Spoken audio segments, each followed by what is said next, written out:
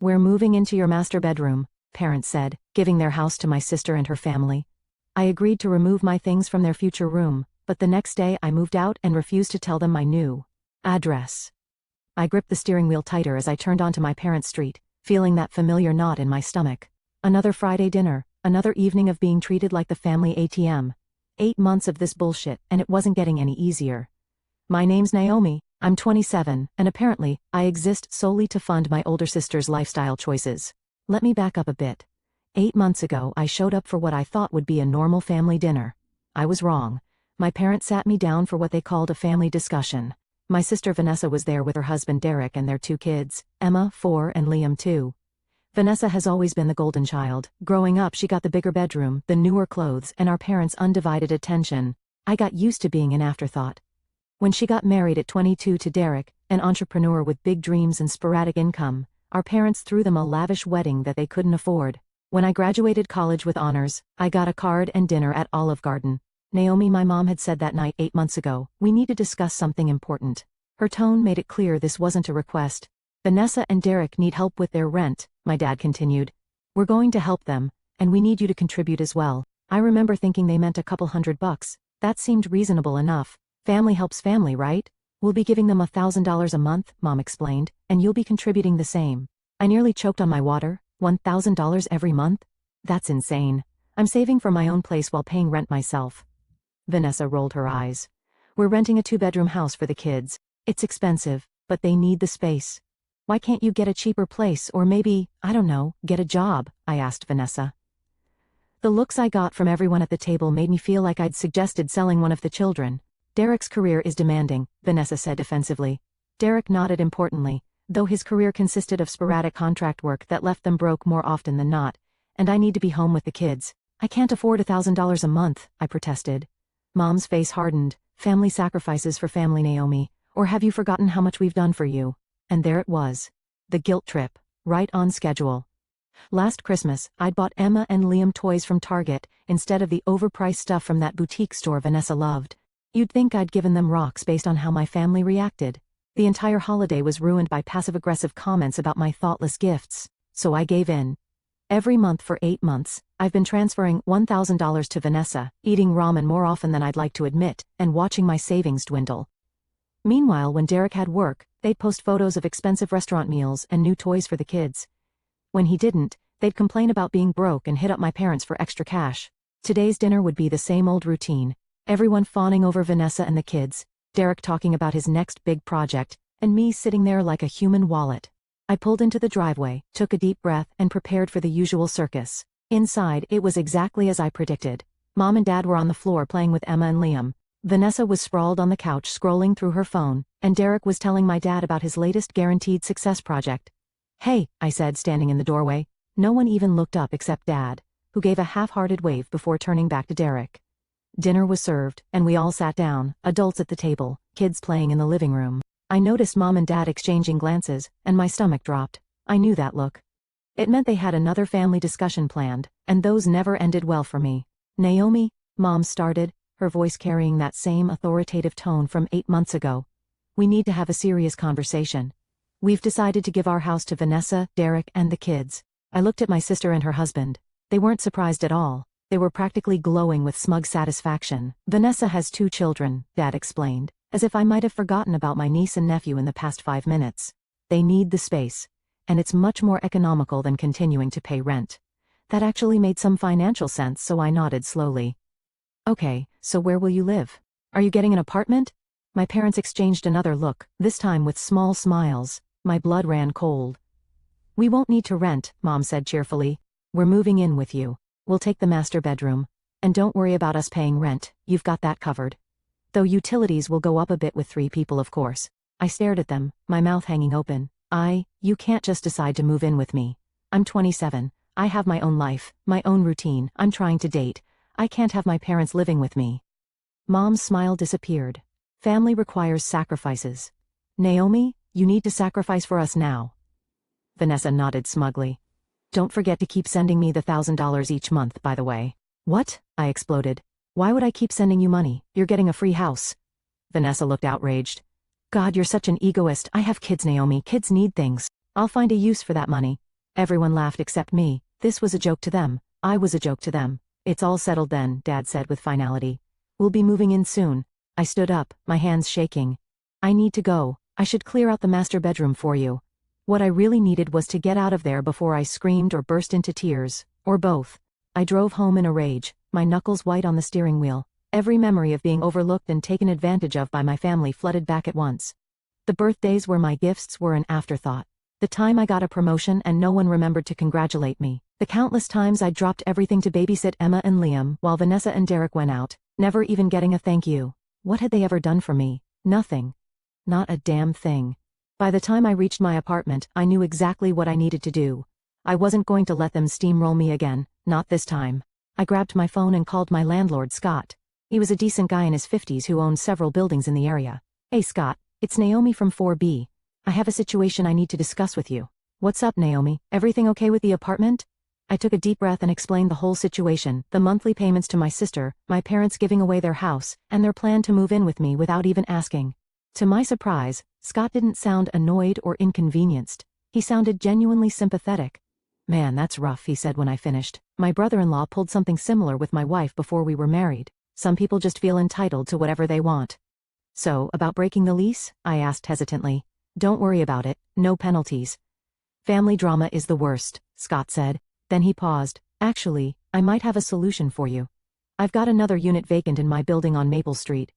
It's about the same size as your current place, maybe a bit smaller. Rent would be similar. If you want it, it's yours. I couldn't believe my luck. That would be perfect. Thank you so much. No problem. When do you want to move? As soon as possible, tomorrow, if I can arrange movers. Scott laughed. You're not wasting any time. I like that. Come by my office in the morning, and I'll have the paperwork ready. After hanging up, I immediately started packing. I worked through the night, fueled by a combination of anger and determination. By morning, I had most of my belongings in boxes. I called a moving company that advertised same-day service, and booked them for that afternoon. At Scott's office, I signed the new lease and handed over my current keys. Here are the keys to your new place, he said, sliding them across the desk. What should I do when your parents show up? I grinned. Just tell them I don't live there anymore. Don't give them my new address. The movers arrived at noon, and by evening I was settling into my new apartment. It wasn't perfectly arranged yet, but it was mine, and more importantly, my family had no idea where it was. 2 days later, I was unpacking the last of my kitchen items when my phone buzzed with a text from my mother. We're on our way to your apartment with our things. See you soon. I didn't respond, I just waited, imagining the scene that would unfold. Sure enough, about 2 hours later my phone exploded with calls. I let the first few go to voicemail, savoring the moment. When I finally answered, my mother was already mid-shout. Absolutely unacceptable. Where are you? There's some man at your apartment telling us you don't live there anymore. That's my landlord, I said calmly, and he's right. I moved out a couple days ago. The silence on the other end was deafening but short-lived. You what? She screamed, loud enough that I had to hold the phone away from my ear. How could you do this to us? We're standing here with all our belongings. Where are we supposed to go? Back to your house, I guess, the one you still own. This is outrageous. My father's voice came through now. They must have put me on speaker. Give us your new address immediately. We need to bring our things there. No, I said, surprised by how firm my voice sounded. I'm not giving you my new address because you're not moving in with me. Naomi, my mother was back. You are being cruel and ungrateful. You put us in a terrible position. That was rich. I put you in a terrible position? You decided to move in with me without asking. You were going to take my bedroom. You never once considered what I wanted or how I felt. You never have. That's not true, my father protested weakly. It is true. Everything has always been about what Vanessa wants, what Vanessa needs. I'm done being the family ATM and doormat. We're your parents, my mother said, her voice catching. You can't just cut us off like this. I'm not cutting you off. I'm setting boundaries. Go back to your house, figure out your own living situation. And maybe when you learn to respect me as an adult, we can talk. I hung up before they could respond. Not even a minute later, Vanessa was calling. I picked up, bracing myself. What the hell is wrong with you? She screeched without preamble.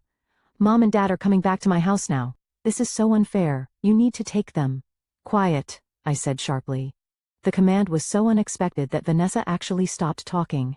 I'm done solving your problems, I continued, and I'm done sending you money every month. As of right now, those $1,000 transfers are canceled. You can't do that, she shrieked, finding her voice again. We need that money. You selfish bastard, after everything. I hung up, blocked her number, and my parents' numbers too. Then I opened my banking app and canceled the automatic monthly transfer to Vanessa's account. As I put down my phone, I felt lighter than I had in years. The guilt and obligation that had weighed me down for so long were gone. In their place was something new, pride. I had finally stood up for myself. I poured myself a glass of wine, the good stuff I usually couldn't afford, and looked around my new apartment. It wasn't perfectly set up yet, boxes still littered every surface, but it was mine, my space, my rules. The peace I'd found in my new apartment didn't last long. After about 2 weeks of blissful silence, my extended family started calling. First was Aunt Carol, my mom's sister. Naomi, sweetie, I haven't seen you in ages. Where are you living now? I'd love to come visit and see your new place. I wasn't born yesterday. Did my mom put you up to this, Aunt Carol? A pause. Well, she might have mentioned she's worried about you. I'm fine. I'm just not sharing my address with anyone right now. Next was Uncle Mike, then my cousin Tiffany, then even my dad's bowling buddy Steve, who I'd met maybe twice in my life. Each call had the same awkward energy, forced casualness, followed by not-so-subtle fishing for my new address. Look, I finally told my grandfather, the last in this parade of family spies, I know Mom and Dad are behind all these calls. I'm not giving anyone my address. Please tell them to stop using you all as their personal investigators. Grandpa had the decency to sound embarrassed. They're just concerned, kiddo. They're concerned about their plans being ruined, not about me. I corrected him. The call stopped after that. I thought maybe they'd finally accepted my decision and were moving on. I was wrong. One Tuesday evening as I left work, I spotted my parents' blue Subaru parked across the street from my office building. I pretended not to notice them, and walked casually to my car in the parking lot.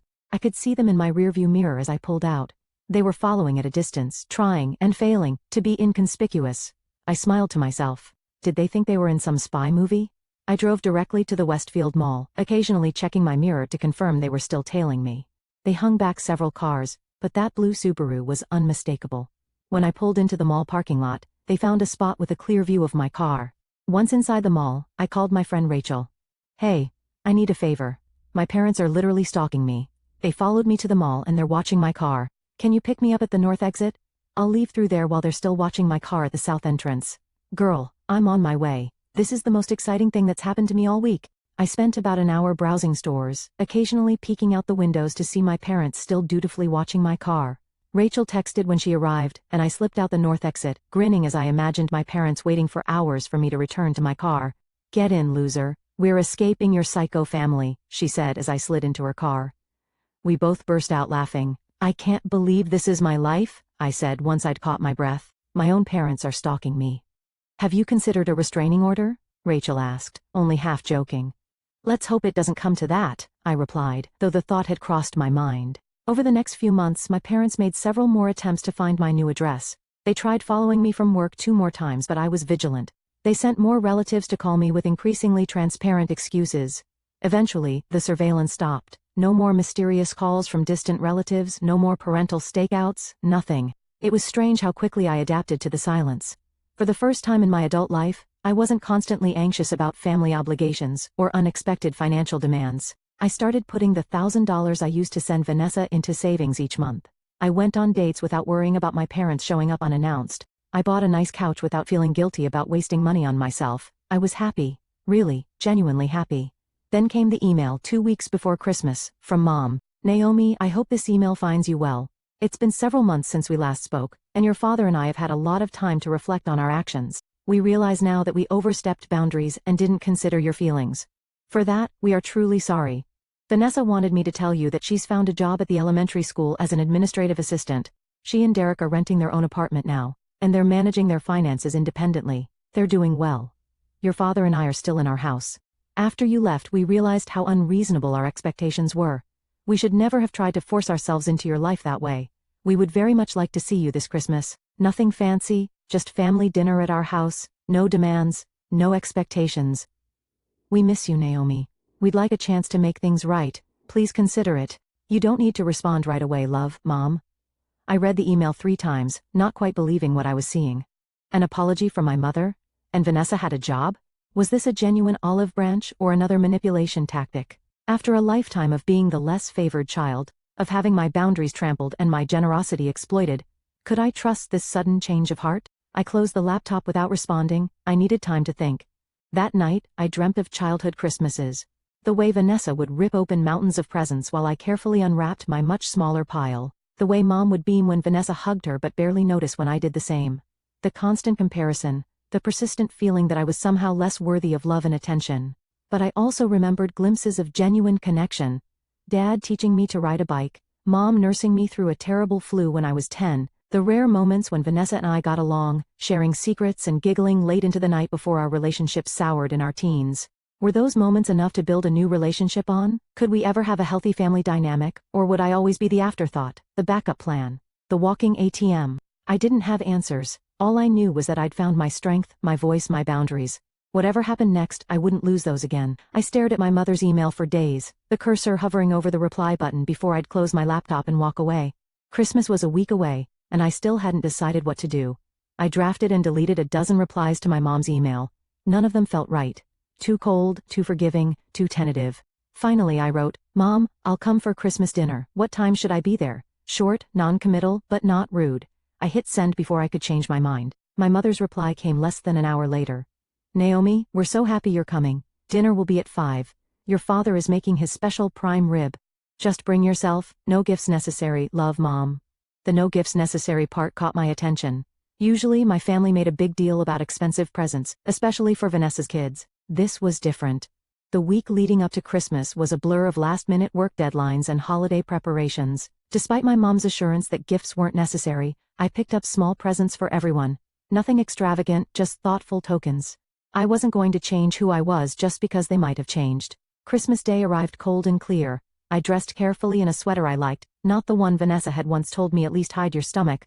I drove to my parents' house with a knot in my stomach, rehearsing responses to potential provocations.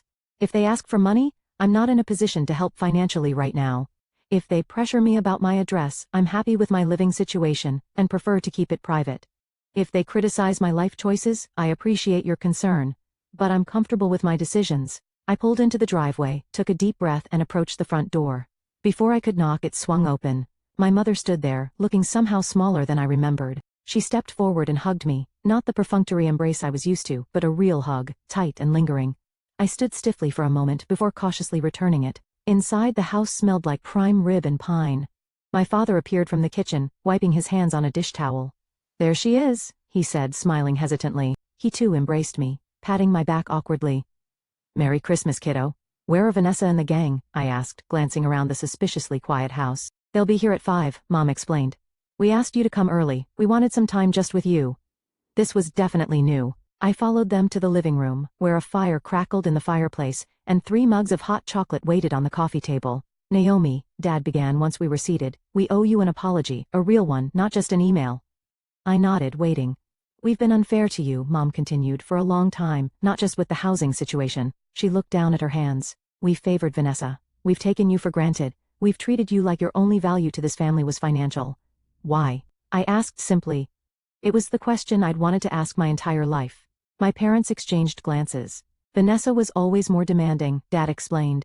"She needed more attention, more help. You were so independent, so capable. We leaned on you because you seemed like you could handle it. We mistook your strength for immunity to being hurt," Mom added. "That was wrong of us." I took a sip of hot chocolate, processing their words. "And Vanessa? Has she had a similar epiphany?" They exchanged another look. "She's working on it," Dad said. "Getting a job has been good for her. Derek too, he's taken a steady position with an accounting firm." We talked for over an hour, really talked, in a way we never had before. They asked about my job, my friends, my new apartment, though they didn't press for the address. I found myself slowly relaxing, cautiously optimistic. At 5, the doorbell rang. Vanessa, Derek and the kids had arrived. I braced myself for the old dynamic to resurface. Vanessa entered first, the kids trailing behind her. Her eyes found mine immediately. "Naomi," she said, her voice uncharacteristically subdued. "Merry Christmas." "Merry Christmas," I replied neutrally. An awkward silence fell. Then, to my utter shock, Vanessa stepped forward and hugged me. "I'm sorry," she whispered. "I've been a terrible sister." I froze, completely unprepared for this. Vanessa had never apologized to me for anything in her entire life. "I thank you for saying that," I managed. Dinner was surreal. Vanessa talked about her job with genuine enthusiasm. Derek discussed his new position without a single mention of getting rich quick. The kids were well behaved, and when Emma spilled her juice, Vanessa cleaned it up herself instead of expecting Mom or me to do it. No one asked me for money. No one made passive-aggressive comments about my life choices. No one tried to make me feel guilty for setting boundaries. After dinner, as we exchanged the modest gifts we'd all brought, I found myself laughing genuinely at Dad's corny jokes, accepting Mom's compliments without searching for hidden barbs, and actually enjoying my niece and nephew's excited chatter. As I prepared to leave, Mom walked me to the door. "Will you come for New Year's?" she asked tentatively. I hesitated. One good evening didn't erase years of being treated as an afterthought. Trust would take time to rebuild. "Let me think about it," I said honestly. She nodded, accepting my boundary without protest, another good sign. In my car, I sat for a moment before starting the engine. The evening had gone well, suspiciously well, a cynical part of me thought.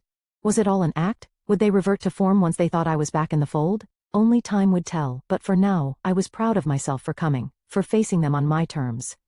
Whether our relationship could be truly repaired remained to be seen. But I knew one thing for certain: I would never again be the family doormat. I had found my voice, and I wasn't going to lose it again.